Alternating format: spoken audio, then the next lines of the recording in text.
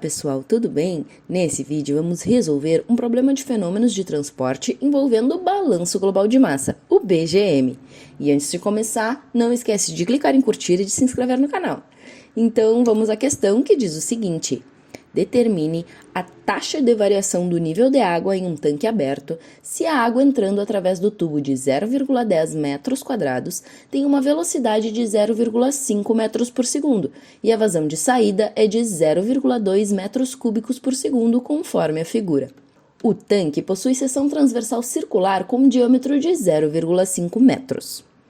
Bom, pessoal, então temos o nosso tanque de seção circular com diâmetro de 0,5 metros, com a água entrando a uma velocidade U1 de 0,5 metros por segundo e saindo a uma vazão Q2 de 0,2 metros cúbicos por segundo. E a gente precisa determinar a taxa de variação do nível de água do tanque. E para isso, vamos considerar regime não permanente, porque a altura do tanque está variando no tempo, tá? Vamos considerar fluido incompressível. Nosso fluido é água, que a gente já sabe que é incompressível, e geralmente todos os líquidos são incompressíveis, tá, pessoal? E isso é importante para nós porque os fluidos incompressíveis possuem massa específica constante, tá? E vamos considerar também propriedades uniformes nas seções transversais. Para determinar essa taxa de variação do nível do tanque, vamos precisar realizar um balanço global de massa, o nosso querido BGM, que tem essa carinha aqui. A equação do balanço global de massa vem da aplicação do teorema de transporte de Reynolds no princípio da conservação de massa, tá, pessoal? Onde esse primeiro termo é a taxa de variação de massa de água com o tempo dentro do volume de controle, e o segundo termo é a taxa líquida de fluxo de massa através da superfície de controle. Lembrando que isso vem lá da aplicação do teorema de transporte de Reynolds no princípio da conservação de massa. Então, para realizar esse balanço de massa, a gente precisa determinar o volume de controle. E esse que está marcado em laranja, então, é o nosso volume de controle escolhido arbitrariamente. Agora, vamos olhar para a nossa equação do balanço e começar a simplificá-la. No primeiro termo, pessoal, podemos tirar o ρ tanto de dentro da integral quanto da derivada, pois como o nosso fluido é incompressível, a sua massa específica é constante. Então, pode sair para fora tanto da integral quanto da derivada, ficando dessa forma. E no segundo termo, como temos propriedades constantes nas seções transversais e entradas e saídas finitas da superfície de controle, podemos transformar a integral em um somatório de entradas e saídas, onde vamos somar as saídas e subtrair as entradas.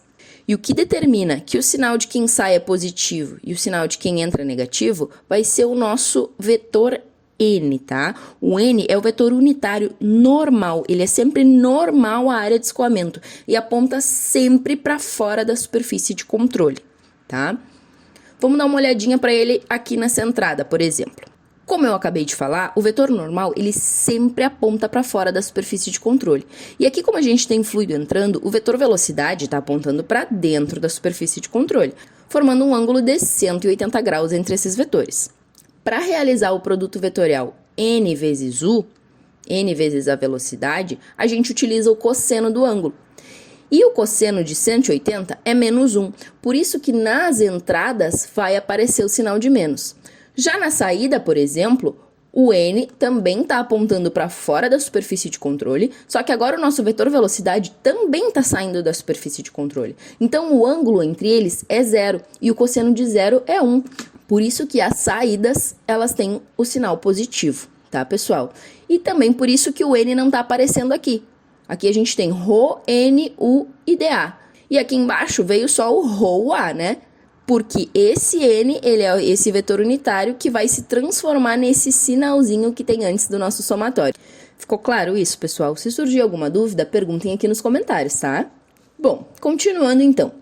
No primeiro termo, agora a gente pode resolver a integral de dV, né? Integral de dV simplesmente é V.